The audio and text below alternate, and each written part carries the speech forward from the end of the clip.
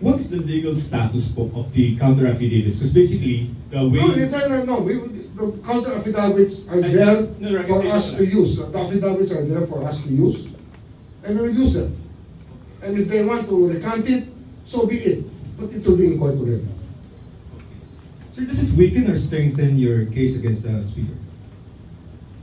Actually, neither.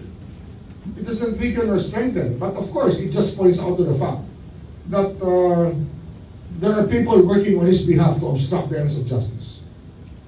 Can we elaborate, please? They're making people lie. Who's making people lie? Kami, kaya namin takutin ang Marines. Tatakutin namin sila. Ayaw nga nila ng protection eh, kasi nga kaya nila yung sarili nila eh. Paano sila matakutin? Di ba? We're offering them security, and people here are present. We're there when the Marines. May nakakiti pa, may tumatawa pa ka. May kinikilig pa ka habang may tuwan-tuwa eh. Oh. Is that this? Okay, you have to refer to a count that is Yes. taking away the The camp of witnesses. the accused. Sir, sa'yo naman galing, sir. The camp of the accused. You know what we're talking about?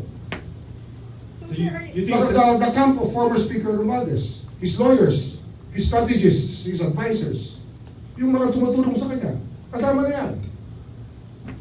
I wish I could give the other names, but huwag muna. Saka na natin sabihin yung mga ibang pangalan. when they're chipping away the... No, they're trying to do it. Yeah. Yung credibility niya, credibility ng witnesses, we will see them in court. Sa korte na yan.